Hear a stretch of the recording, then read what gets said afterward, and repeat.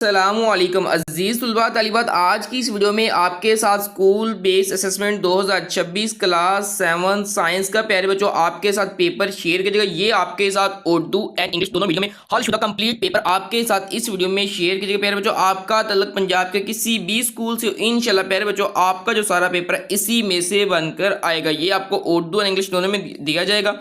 ये आपको Urdu and English दोनों मीडियम में दिया जाएगा। सो बच्चों वीडियो को आखिर तक जरूर देखिएगा बगैर टाइम वेस्ट के। सबसे पहले हम डिस्कस करते हैं आपका हिस्सा है अव्वल मरूजी सवालत का उर्दू मीडियम वाले तुलबा तालिबात के लिए। पहले बच्चों जो आपका सवाल नंबर 1 है, रात के वक्त किसकी अदम मौजूदगी से फोटोसिंथेसिस रुक जाती है? रोशनी की। सी इसका करेक्ट आंसर है।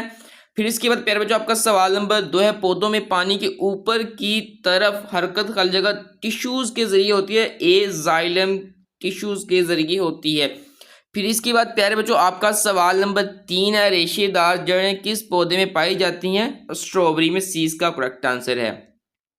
फिर इसके बाद प्यारे बच्चों आपका सवाल नंबर 4 है, पौधों में कैपेसिटी एक्शन की नकलो हमल में मददगार है? पानी। बी इसका करेक्ट आंसर है। फिर इसके बाद आपका सवाल नंबर 5 है, ऐसा निज़ाम जो हमारे जिस्म में मवाद की नकलो हमल के लिए काम करता है कहलाता है? Circulatory system. डी इसका करेक्ट आंसर है। फिर इसके बाद प्यारे बच्चों आपका सवाल नंबर 6 है, दर्ज झैल में से कौन सा सेल जख्म लगने की सूरत में खून का बहाव रोकने में मदद करता है? तो प्यारे बच्चों इसका करेक्ट आंसर सी है, प्लेटलेट्स। फिर इसके बाद आपका सवाल नंबर 7 है, कौन सी ब्लड वेसल सेल्स को ऑक्सीजन और ग़िज़ाई अज्जा फराहम करती है और सेल से कार्बन डाइऑक्साइड और दीगर फजला जमा करती है?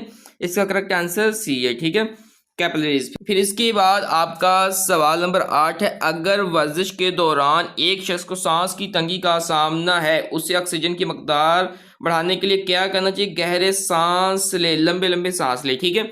फिर इसके बाद आपका सवाल नंबर 9 है, आप खाली जगह खाकर अपने आप को ग़िज़ाई इन्फेक्शन से बचा सकते हैं ताज़ा खाना खाकर। ठीक है। फिर इसके बाद आपका सवाल नंबर 10 है, माँ के दूध में मौजूद एंटीबॉडीज़ खाली जगह इम्यूनिटी की मिसाल हैं? इसका करेक्ट आंसर सी है, पैसिव। फिर इसके बाद प्यारे बच्चों आपका सवाल नंबर 11 है, आप इसको देख सकते हैं, वायरस के वरासती मादा को कहते हैं जन्यू। इसका एक करेक्ट आंसर है। फिर इसके बाद आपका सवाल नंबर 12 है, वैक्सीनेशन के अलावा जरासीम से महफूज का बेहतरीन तरीका है हाथ धोना। सी इसका करेक्ट आंसर है। फिर इसके बाद प्यारे बच्चों आपका सवाल नंबर 13 है, इलेक्ट्रिकली एटम एक जगह ब्लैंक्स जरा न्यूट्रल का। सी इसका करेक्ट आंसर है। फिर इसके बाद आपका सवाल नंबर 14 है, एल के और एम शेल्स के लिए सोडियम की इलेक्ट्रॉनिक कन्फिगरेशन क्या होगी? तो इसका करेक्ट आंसर बी है प्यारे बच्चों। फिर इसके बाद आपका सवाल नंबर 15 है, किस तरीके में लोहे पर जंग की तय लगाना शामिल है? इसका करेक्ट आंसर ए, आप इसको मुलाहिजा फरमा सकते हैं। फिर इसके बाद आपका सवाल नंबर 16 है, लोहे का जंग लगना किस रिएक्शन की मिसाल? ऑक्सीडेशन की मिसाल है। फिर इसके बाद प्यारे बच्चों आपका सवाल नंबर 17 है, दो एटमों के दरमियान इलेक्ट्रॉन्स की इश्तराक से किस किस्म का बॉन्ड बनता है? तो इसको आप देख सकते हैं, कोवलेंट बॉन्ड बनता है। इसका बी करेक्ट आंसर है।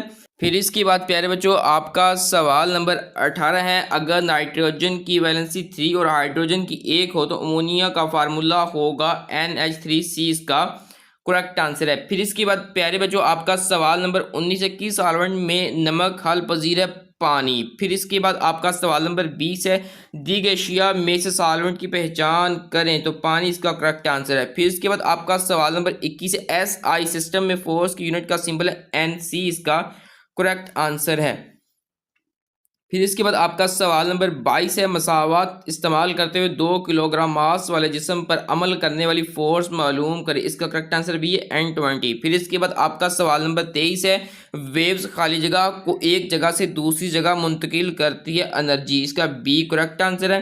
तो प्यारे बच्चों आपका जो सवाल नंबर 24 है, इसका जो करेक्ट आंसर आप सामने स्क्रीन के ऊपर मुलाहिजा फरमा सकते हैं, इसका डी करेक्ट आंसर है। ठीक है। फिर इसके बाद आपका सवाल नंबर 25 है, मदद झैल में से कौन सा वेव मैकेनिकल वेव की मिसाल है? साउंड। डी इसका करेक्ट आंसर है। फिर इसके बाद आपका सवाल नंबर 26 है, आप इस अमल को क्या कहते हैं जिसके जरिए हरारत की तवानी एक चीज़ से दूसरी चीज़ में मुंतकिल होती है? तो प्यारे बच्चों इसका करेक्ट आंसर डी है, ट्रांसमिशन। फिर इसके बाद आपका सवाल नंबर 27 है, आप इसको मुलाहिजा फरमा सकते हैं। इसके बाद प्यारे बच्चों आपका सवाल नंबर 27 है, गैस का गुब्बारा सूरज की रोशनी में फट जाता है क्योंकि गैस के ज़रात सूरज की रोशनी में फैल जाते हैं। इसका करेक्ट आंसर ए है। फिर इसके बाद प्यारे बच्चों आपका सवाल नंबर 28 है, जब पानी को गर्म किया जाता है तो हरारत एक पार्ट से दूसरे पार्ट तक मुंतकिल होती है कन्वेक्शन से।